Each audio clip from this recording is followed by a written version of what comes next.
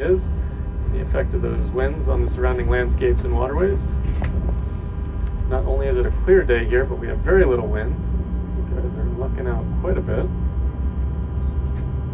Skagway itself is a pretty small town. It's only about 800 people that live here in the winter. Right now, with all of our summer seasonal staff, it's at about 3,000, which is still a pretty far cry from the over 20,000 people that would have been here during the gold rush. So it's changed just a little bit. Over on the right there is one of our trains, similar to what you'll be riding on. So at any given time, there's about 8 different trains that are running on the line, and all those are going to be uniquely individualized rail cars. So you'll see the gold lettering on all of those. Those are all going to be different Canadian waterways, so various rivers, lakes, and streams.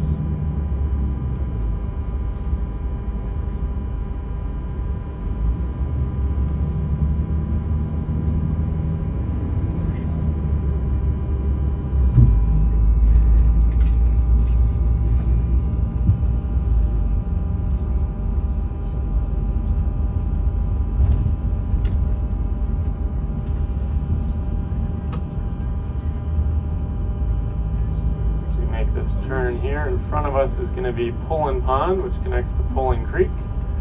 Both of those are named after Harriet Pullen, who was more affectionately known as Ma Pullen back during the gold rush. She was known for going around town to collect all the tin cans that she would pound flat into pie tins, bake pies for the young men passing through here. So, very popular woman in town. The pond over there to our right, and it feeds into the creek, which is just ahead of us. It's going to be behind this tree line on the right here.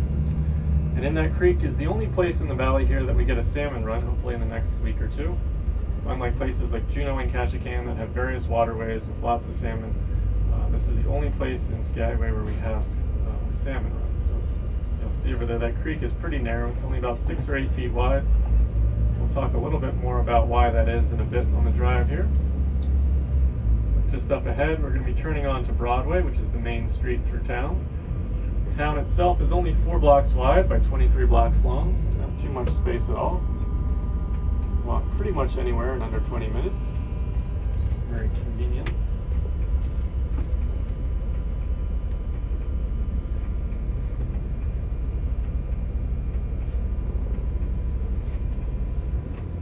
Just ahead on the right, you're going to see that wooden building with the tribal art on it. That is the public restroom here. It's one of 2 places in town where you can get free Wi-Fi. So if anyone needs to grab a seat later, inside or out, pull out your phone, that's a great place to do that. As we come into town here, the first 7 blocks or so are pretty much all going to be original construction from between 1896 and 1900. You guys are walking around town later. The easiest way to tell if you're in that historic district is if you look down at the sidewalk that you're walking on and it's made out of those wooden planks. That's the original part of town there. Just ahead on the right there, it looks like a drill mounted on a rail car. That is our rotary snowplow. So that was built in 1898 and used continuously through 1962 as it cut through the 10-foot snowdrifts up in the mountain passes that you guys will be riding through. That would have taken 3 steam engines and 10 men to operate that. Also back in the 1890s, the road that we're currently driving on would have been the main section of rail through town. So this salmon-colored building on the right with the gold trim was the original train depot that overlooked the tracks here. And today that does serve as the National Park Service's Visitor Center inside. Just ahead on the left there on that corner is the world-famous Red Onion Saloon and former brothel. Still very popular, but for very different reasons these days. If you guys are interested, you can still meet with the madams upstairs for a quickie tour. They also have the best pizza in town if anyone's hungry later. Also on the left there is going to be the most photographed building in the state of Alaska. That really unique facade, that's going to be just shy of 10,000 pieces of driftwood on there. So that is the Arctic Brotherhood Hall, and that was made by a fraternal organization of young men that were here during the gold rush years. Also on the left, on the corner there, is the Golden North Hotel. That is the oldest standing hotel building, in the state of Alaska. Although today it does just function as a gift shop inside. All through here is jewelry store, jewelry store, jewelry store, jewelry store. So much jewelry, and I still haven't had a reason to buy anyone a ring. Single women, come talk to me on the tour. Just ahead on the right, that pink building there is the Ace Hardware store. It is the only retail chain store that we have here in town. There's no Walmarts, Targets, anything like that, of course. That's where you go for all your odds and ends. And they like to say, if we don't have it, you probably don't need it. So it turns out there's a lot of stuff you don't need. On the left there, that blue building is the Cone Company. That's our one and only ice cream shop, if anyone's in need of that later today. Just passing over 5th Avenue here, and as we do, if you guys all look up to your right, all the way up on those rock faces, you'll see a painting of a pocket watch that says Kermsey's Curios. That was an original billboard for this business to our immediate right now. So back in the 1890s, this whole valley would have been clear cut for lumber. They took down all the trees to build all these new buildings, and that was a real easy way to promote the businesses down here in the valley up on those natural billboards. This is a rare wildlife sighting. This is the oblivious tourist. It's like a fun game to see how long it takes. Not guessing. Don't ever notice. It's fantastic. So on the left is our one and only bank. That is the Wells Fargo. Or one bank. Sorry guys. That's hilarious. You guys have now just entered and exited the entire financial district of Skagway. We only have one bank. One bank, one post office, one school, one gas station, one grocery store. Makes choices easy, pretty simple. We do have 2 liquor stores though, so you gotta keep your priorities straight. We're turning left sometime in the next 20 minutes. But to the right at the end of that street, that rock building there, is what was once McCabe College. So that was the first institution of higher learning in the state of Alaska back in the 1890s. It was fairly short-lived though due to some financial difficulties. Since that time, that has housed the courthouse, the marshal's office, the jail used to be in there, and today it is the City of Skagway Museum.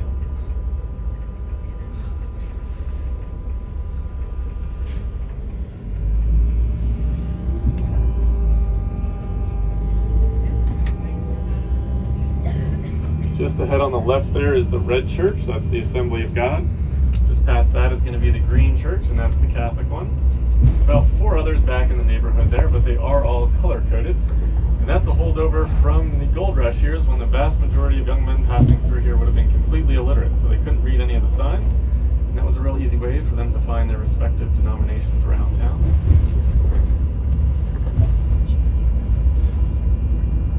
On the left here is going to be our recreation center and skate park, which were generously donated by one of the cruise lines to the community here. Also very conveniently located just down the street from our health clinic. So you guys will notice this classic blue sign with an H that in the States usually denotes a hospital. Of course, we don't have a hospital here. We don't even have a doctor. So that's where you'll find our nurse practitioner. For most things that happen here medically, you'll be taking a rather expensive medevac flight down to Juneau. Stay safe, everyone. On the left right now is our one and only gated community. That is the RV park, completely for some long. Pretty popular weekend destination for a lot of our Canadian friends coming down. On the right there is our fire department / police department / DMV / all the other public services. Still pretty new. That's about 5 or 6 years old right now. A price tag of roughly $18 million. So that's just shy of 3 times what we would have paid for the state of Alaska back in 1867. So when we bought the Alaska Territory from Russia, it was for about 2 cents an acre, so not a bad deal.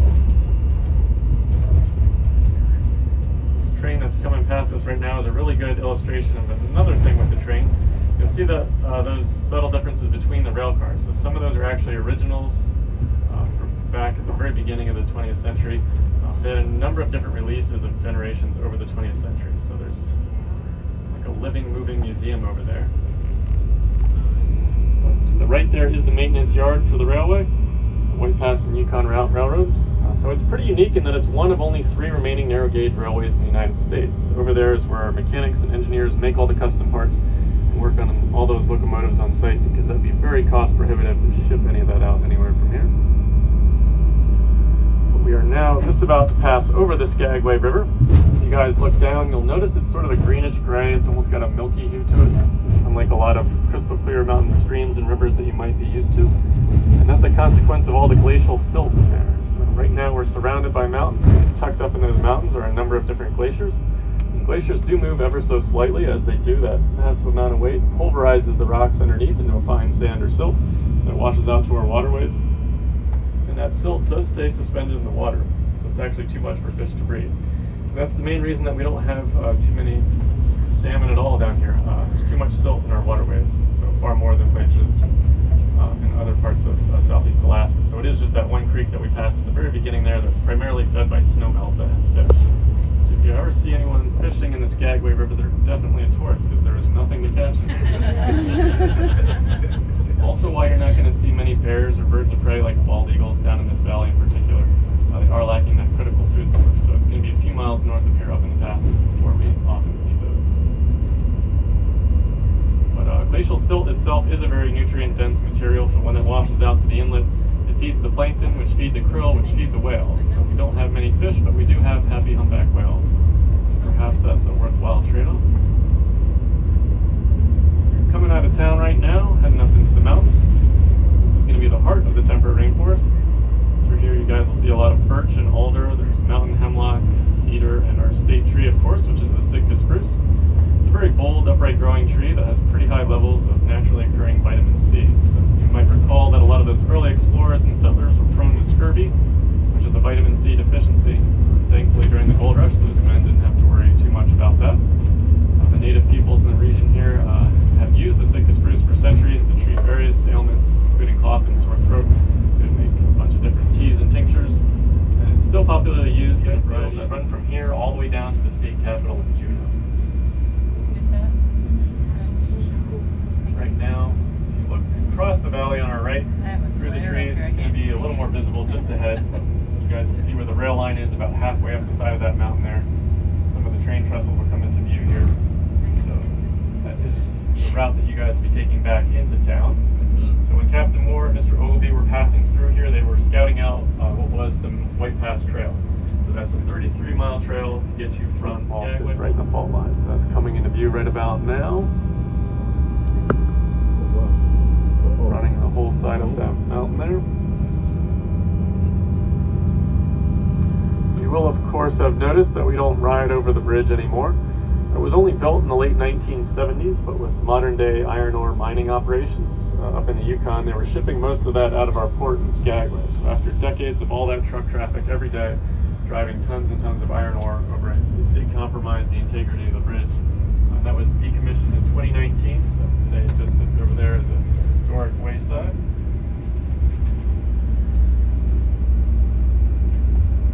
Up through here now. This is going to start transitioning from the temperate rainforest into our second biome of today. So this is subarctic alpine tundra. You guys will notice that the trees are far more sparsely located. It's a lot more shrubs and small plants. And on top of all that exposed rock, it's lots of moss and lichen. Much like Skagway, all the mountain valleys up through here would have been glacier valleys after that last ice age. As those glaciers have retreated, they leave behind all that exposed rock. It's the moss and the lichen that are the first species to creep back in. And they do release a small amount of acid that breaks up that rock into a fine soil substrate. Pretty soon you have enough soil that you get grasses and small flowering plants growing in there that break up the rock and build up that soil even more, where you have enough soil for shrubs and trees. Just a few tens of thousands of years more, we might even have a forest through here. So pretty neat to see that very slow-moving process in action. A lot of these tree species are going to be the same ones that we have down in the rainforest. You will, of course, notice that they're much smaller, and that's a consequence of what we just talked about with the soil. The soil here is thousands of years younger and far less substantial, so it does stunt the growth of the trees because they don't have enough nutrients here to get much bigger than they are. While they are quite small, we are pretty fortunate to be riding on this road today at all. We're one of only 3 towns in southeast Alaska that has road access inland. So places like Juneau and Ketchikan can only be reached by boat and plane. But right now we're driving on the Klondike Highway. So if you took this for 140 miles north of Skagway, you would hit Whitehorse, which is the capital of the Yukon Territory. And that's where you can pick up the Alcan Highway. If you take that west, that'll take you into the interior of the rest of Alaska. Or if you go the other direction to the east, that'll take you all over the rest of Canada and back down to the lower 48 U.S. states. So you can get anywhere in North America from this road. And that is largely a consequence of World War II. So there were a couple of years in the 1940s where the United States had troops and equipment staged in Skagway in case we would need it in the Pacific Theater. So at that time, the U.S. military actually commandeered the railway that you guys will be riding on, and they were using it to move troops and supplies and a lot of the original equipment that was used in the construction of this highway. So in the 40s, they started building this highway north out of town, and then it was in the years after the war that the completion up to the Yukon was finished.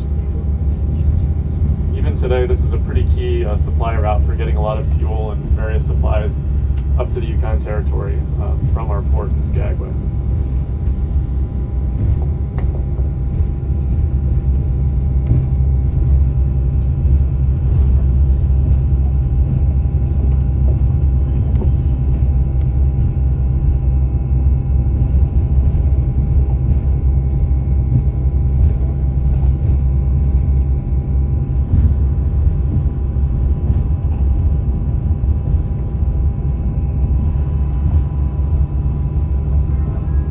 Skagway.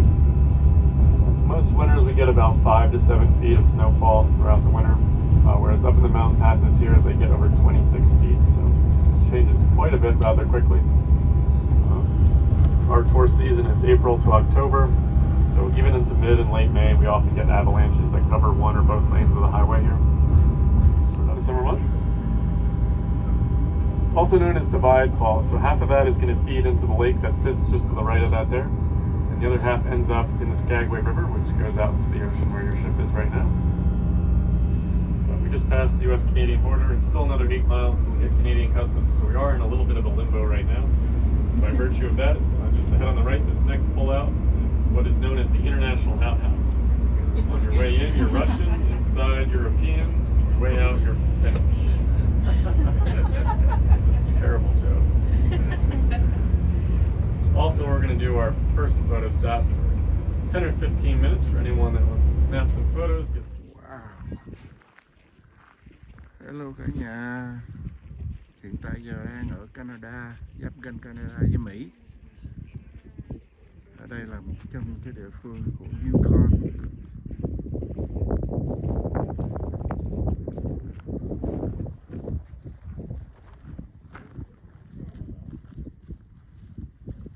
Tuyết còn trên núi thấy không? Still have snow in there. Look at that. So beautiful.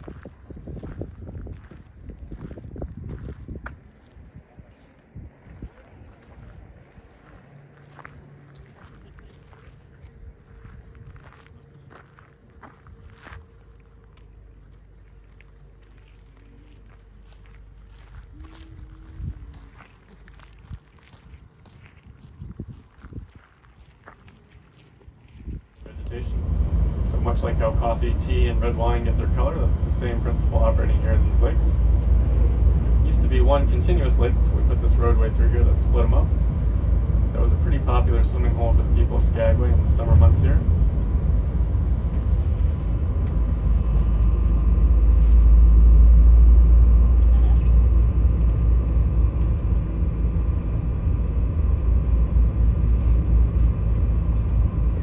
Here we go.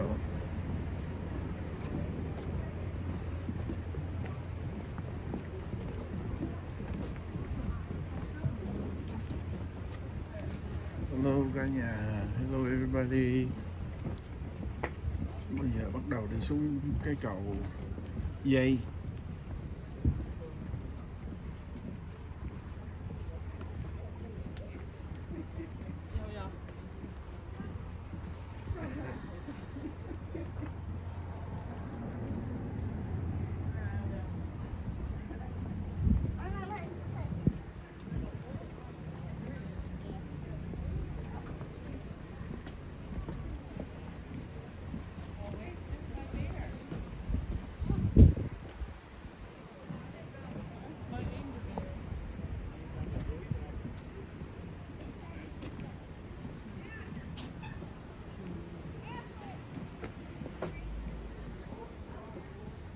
Mấy cái hình hồi xưa, mấy người hồi xưa làm cái này đó. Di chuyển đồ, đem đồ.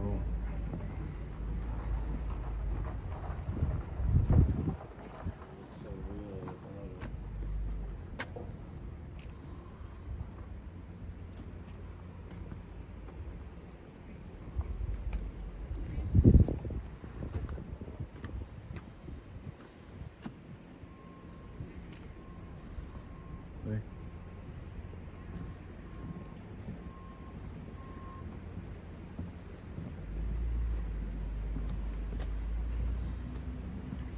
Bên đây là có tiệm nữa thôi, muốn qua đó hoặc là muốn đi qua cái cầu con đá trở lại.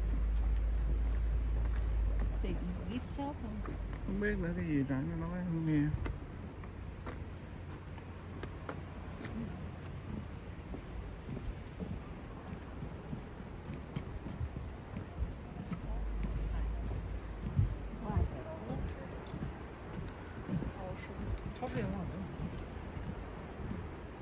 Nhà hàng cái gì chứ.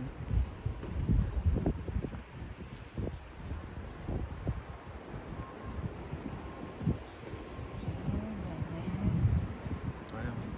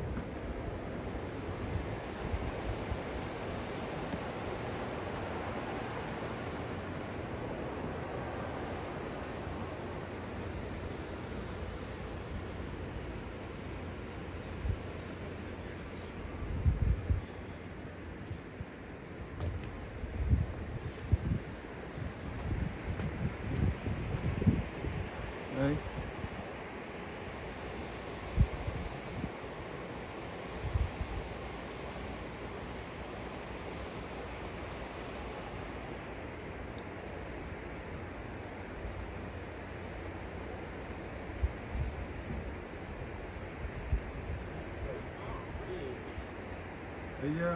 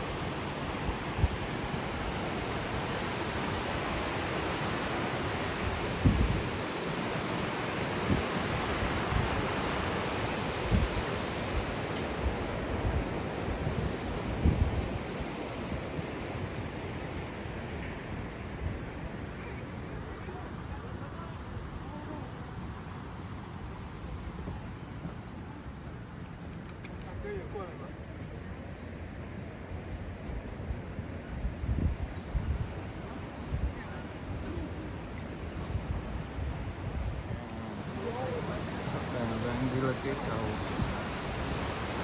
đường dây,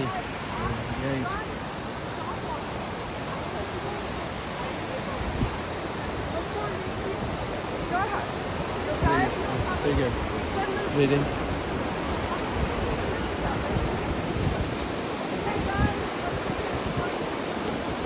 đi vào phải đi mát lại ghé lại Chụp hình đây đi. mận gì hả chụp?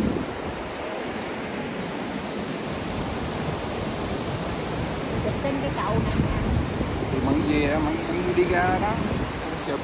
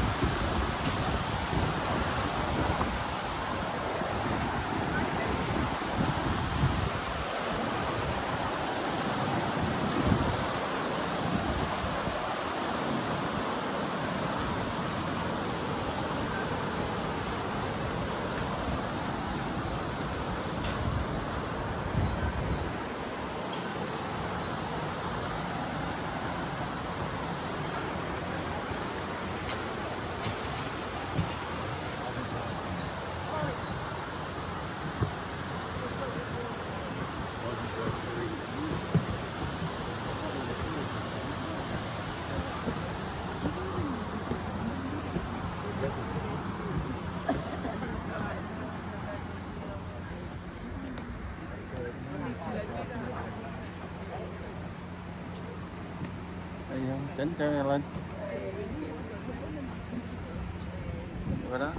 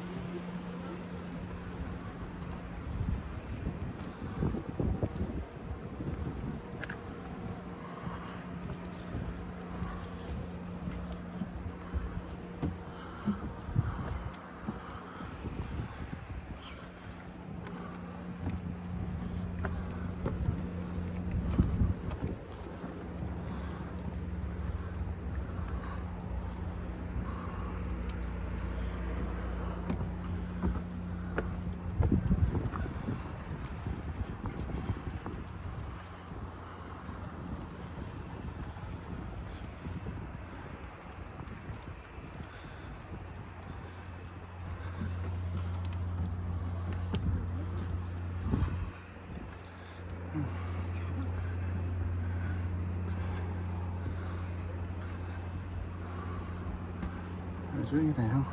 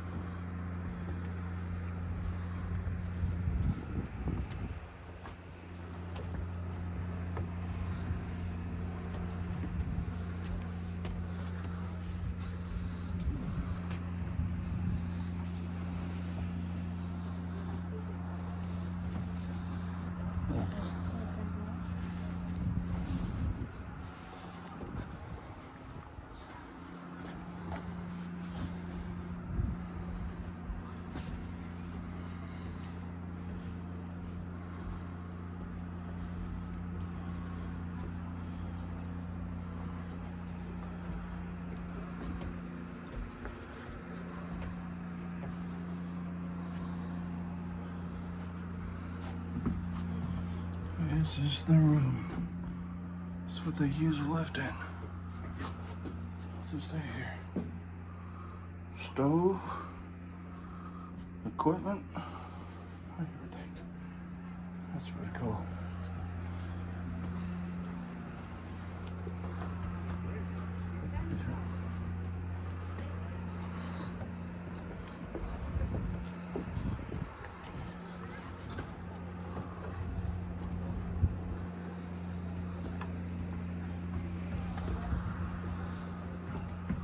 Way back in the day, tribal people